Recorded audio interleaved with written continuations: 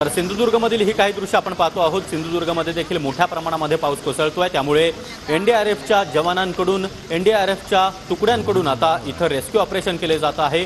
अडकून पडलेल्या नागरिकांना सुखरूपपणे बाहेर काढण्यात येते। बोटीच्या सहाय्याने त्यांना सुखरूपपणे बाहेर काढण्याचं काम सध्या सुरू आहे। पुरामध्ये अडकलेल्यांना एनडीआरएफच्या पथकाकडून सध्या बाहेर काढण्याचं काम सुरू आहे।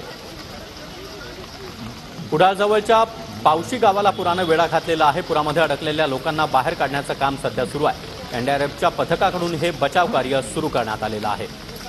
सिंधुदुर्ग, रत्नागिरी, रायगड या सर्वच ठिकाणी मोठ्या प्रमाणामध्ये पाऊस कोसळतोय। वाशिष्ठी नदी असेल, अर्जुना नदी असेल, या इशारा पातळीवर सध्या वाहत आहेत, त्यामुळे अनेक गावांना पुराचा वेढा पाहायला मिळतोय। कुडाळजवळच्या पावशी गावाला देखील पुरानं वेढा घातलेला आहे आणि अनेक घरांमध्ये देखील पाणी शिरलेलं आहे। या घरांमध्ये अडकून पडलेल्या लोकांना आता एनडीआरएफच्या जवानांकडून सुखरूपपणे बाहेर काढण्याचं काम सध्या सुरू आहे। बोटीच्या सहाय्याने अडकून पडलेल्या नागरिकांना सुरक्षित ठिकाणी नेण्याचं काम एनडीआरएफचे जवान करतात।